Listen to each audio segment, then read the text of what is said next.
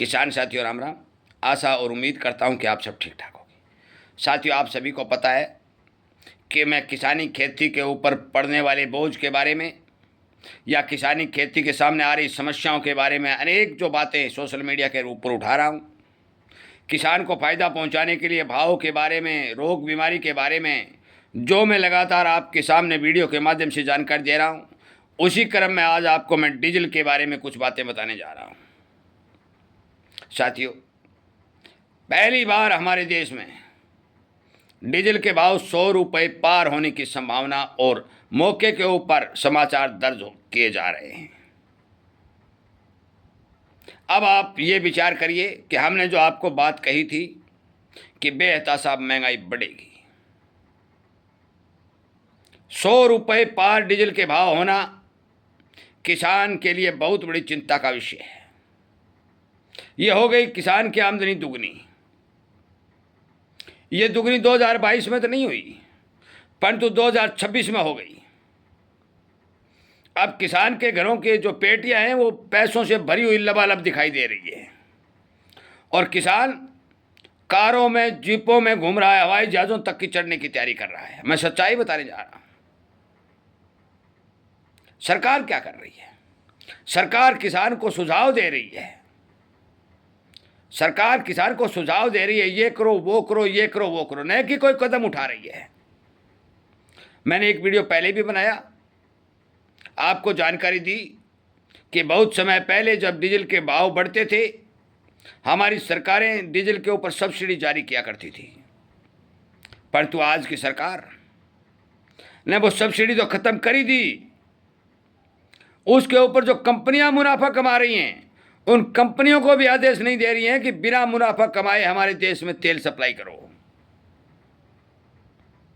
और ये होना भी चाहिए था, क्योंकि जिस समय डीजल के दाम, कच्चे तेल के क्रूड के दाम बहुत नीचे थे, सरकार ने और कंपनियों ने मिलकर के अपने घर पैसों से भरने का काम किया।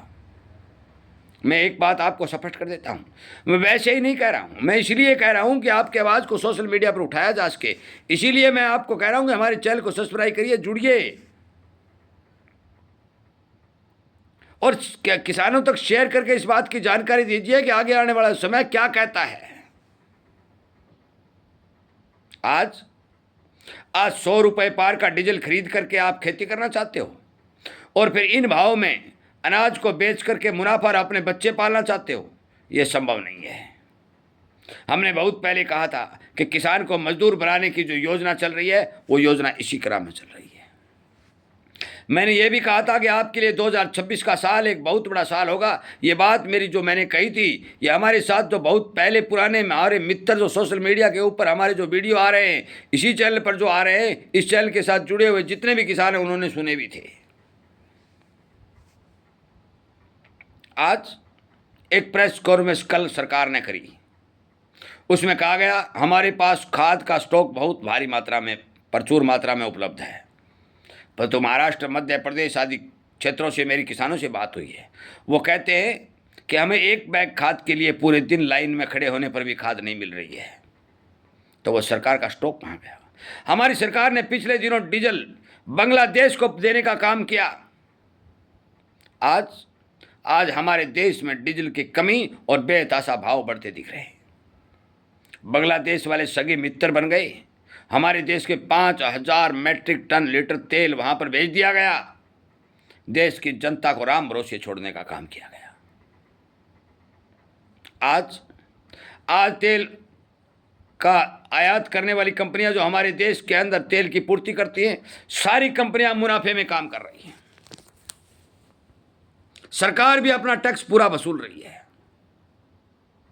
और ये बोझ कौन उठा रहा है? ये 100 रुपये लीटर का डीजल किसान खरीद रहा है।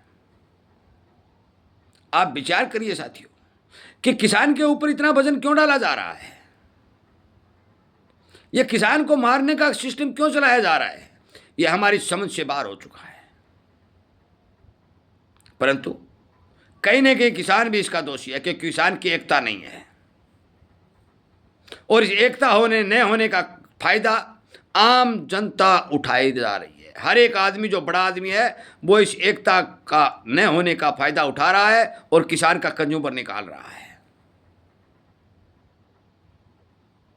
साथियों, मैं ज़्यादा कुछ नहीं कहता हूँ, एक बात जरूर कहना चाहता हूँ।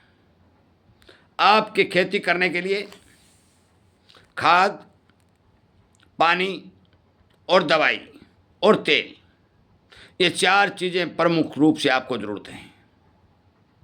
आपको खेती में प्रयोग करने के लिए फर्टिलाइजर यानी खाद की ज़रूरत है, आपको नहरी पानी या बरसात की ज़रूरत है, आपको ट्रैक्टर से बुआई करने या ट्यूबवेल का पानी बाहर निकालने के लिए डीजल की ज़रूरत है, और आपको बाज़ार में मिलने वाली पेस्टिसाइड की ज़रूरत है। इन चारों ही चीज़ों के ऊपर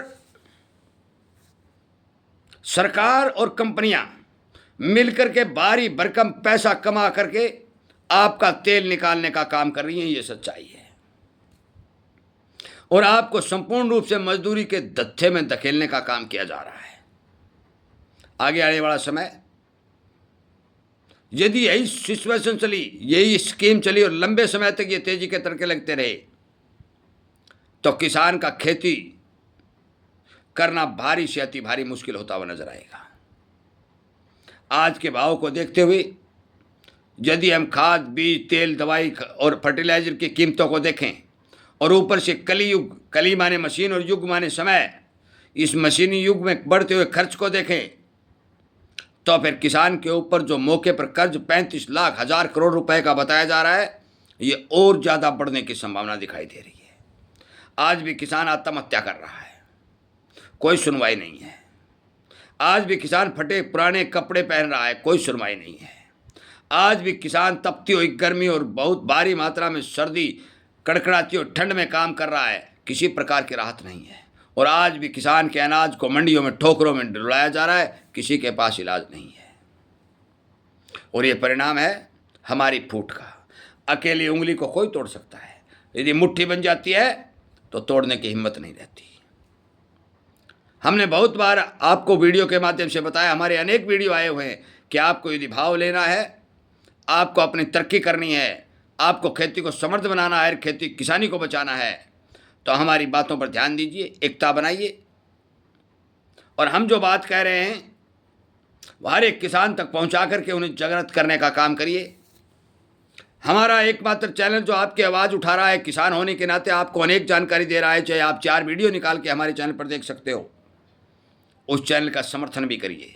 सब्सक्राइब करके घंटी का बटन दबाइए और सरकार की कुर्सी तक हमारे वीडियो पहुंचाने का काम करिए कि किसानों को बेहताशा हानि पहुंचाने का प्रयास यदि किया गया तो वो दिन दूर नहीं कि भारत सरकार को विदेशों के आगे अनाज के लिए गिड़गिड़ाना पड़ेगा।